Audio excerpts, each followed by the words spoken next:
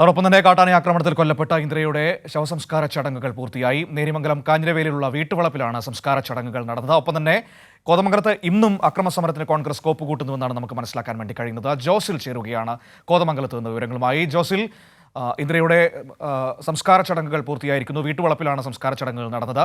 ഒപ്പം വളരെ പ്രധാനപ്പെട്ട മറ്റൊരു വിഷയമെന്ന് പറയുന്നത്, ഇന്നലെ ഉന്നയിച്ച അതേ വിഷയങ്ങൾ മുൻനിർത്തി ഇന്ന് വീണ്ടും പ്രദേശത്ത് വലിയ തോതിലുള്ള അക്രമ സമരങ്ങളിലേക്ക് കോൺഗ്രസ് ഒരുക്കം കൂട്ടുന്നു എന്ന തരത്തിലുള്ള സൂചനകളൊക്കെയാണ് പുറത്തു വരുന്നത്. എന്താണ് ഇപ്പോഴത്തെ ഒരു സാഹചര്യം?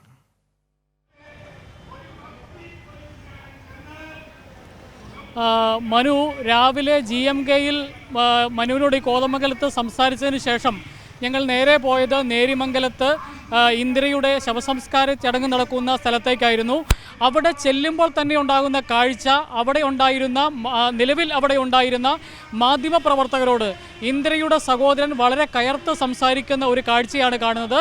അദ്ദേഹം അവിടെ ഉണ്ടായിരുന്ന മാധ്യമങ്ങളോട് പറഞ്ഞുകൊണ്ടിരുന്നത്, ഞങ്ങൾ പറയുന്ന കാര്യങ്ങളല്ല നിങ്ങൾ കൊടുത്തുകൊണ്ടിരിക്കുന്നത്, ഞങ്ങൾ ആഗ്രഹിക്കുന്ന കാര്യങ്ങളല്ല കൊടുത്തുകൊണ്ടിരിക്കുന്നത്. ഈ വിഷയത്തെ നിങ്ങളും ഈ നാട്ടിലെ കോൺഗ്രസ്സുകാരും കൂടി ചേർന്നുകൊണ്ട് രാഷ്ട്രീയവൽക്കരിച്ചുകൊണ്ടിരിക്കുകയാണ്. അതിൽ ഞങ്ങൾക്ക് ശക്തമായ പ്രതിഷേധം ആണുള്ളത്. ഇങ്ങനെയാണെങ്കിൽ നിങ്ങൾ ആരും ഇവിടെ നിൽക്കണ്ട എന്ന ശക്തമായ ഭാഷയിൽ പറയുന്ന ഒരു മനുഷ്യനെയാണ് ആ വീടിന് മുമ്പിൽ ഞങ്ങൾ കണ്ടത്.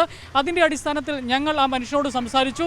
അപ്പോൾ സുരേഷ് എന്ന് പറയുന്ന ഇന്ദ്രയുടെ സഹോദരൻ പറയുന്നത്, കോൺഗ്രസ് ഒരു രാഷ്ട്രീയ മുതലെടുപ്പിന് വേണ്ടിയാണ് സമരം നടത്തിയത് എന്ന് എനിക്കറിയത്തില്ലായിരുന്നു. സഹോദരിക്ക് ഇങ്ങനെ ഒരു അപകടം ഉണ്ടായി എന്നറിഞ്ഞ് കൊന്നത്തടിയിൽ നിന്ന് ഞാൻ കോതമംഗലത്ത് താലൂക്ക് ആശുപത്രിയിൽ എത്തിയതാണ്. ആ സാഹചര്യത്തിൽ അവിടെ ഈ സമരവുമായിട്ട് ഇറങ്ങിയപ്പോൾ നാട്ടുകാരുടെ ഒപ്പമുള്ള സമരം ആണെന്നോർത്താണ് ഞാനതിൽ പങ്കുചേർന്നത്.